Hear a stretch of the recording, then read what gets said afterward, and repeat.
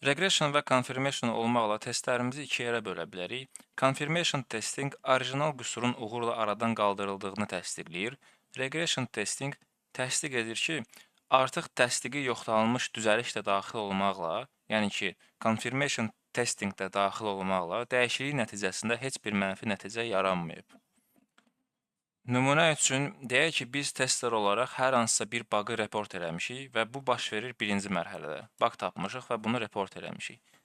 Report olunmuş bug'ı developer düzəltməlidir. Yəni ikinci mərhələdə bug fixed, yəni bug düzəldildi. Developer bug'ı düzəltdikdən sonra bizə deyir ki, bu bug düzəldi. Biz bunu yenidən test eləməliyik ki, yoxlayaq görə həqiqətən düzəlib yoxsa yox və bu proses adlanır confirmation testing, yəni təsdiq edici testing. Dördüncü mərhələdə biz regression test edirik. Səbəb odur ki, düzəldilmiş bu bug nəticəsində sistemin başqa bir yerində yeni bir bug yarandı yoxsa yox. Deyək ki, developer bu bug'ı elə düzəltdi ki, sistemin başqa yerində bug yarandı. Regression testing yalnız bug'a aid deyil, həmçinin yeni bir feature əlavə olunsa da, feature dedikdə mən burada yeni bir xüsusiyyət, yeni bir funksionallıq nəzərdə tuturam. Yəni proqram təminatına deyək ki, hər hansısa bir funksiyonallıq gəldi.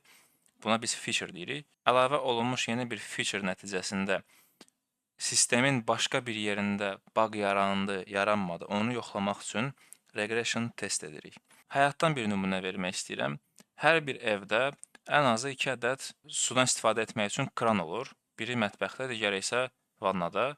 Deyək ki, biz mətbəxdəki suyu, mətbəxdəki kranı xarab eləmişik. Bunu düzəltmək üçün ustanı çağırırıq. Usta gəlir, həmin kranı düzəldir. Daha sonra biz özümüz o kranı açıb yoxlayırıq ki, görək su gəlir yoxsa yox.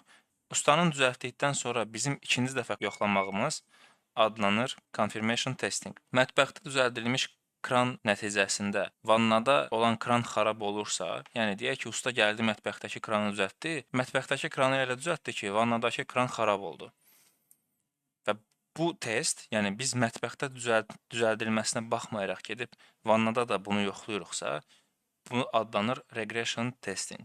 Bu dediyim nümunə, yəni burada olan regression testing bug'ın düzəldilməsi nəticəsində olan regression testingdir. Yəni ki, mətbəxdəki kran orada bug var idi, usta gəldi düzəltdi və biz gedib vannadakını yoxladıq.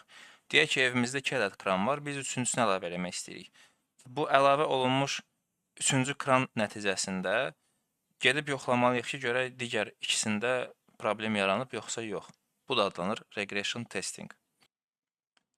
Bəs regression testing necə olunur? Bunu çox zaman sizin rəhbəriniz tələb edə bilər ki, yeni bir feature əlavə olunub və ya bug düzəldilib, regression test edin, baxın görün başqa yerlərdə bug var yoxsa yox. Regression test necə olur? Əvvəlcədən sizin çalışdığınız şirkətdə yazılmış test case'lər olacaq. Fərqi yoxdur, sizin tərəfinizdən yoxsa başqa testerlərin yazdığı test case'lər. Regression test odur ki, siz əvvəlcədən yazılmış testləri gedib bir də işə salırsınız. Əlavə olunmuş bu feature-dən və ya bug düzəldilmişdir. Bundan əvvəl, yəni bu proseslər baş verəndən əvvəl bizim 4 ədəd test case-imiz var idi və yeni bir feature əlavə olundu. Bu 4 test case-i yenidən işə salırıq ki, görək bizim bu 4 test case-imiz error verir yoxsa yox. Regression testing həm manual, həm də avtomatlaşdırılmış şəkildə ola bilər.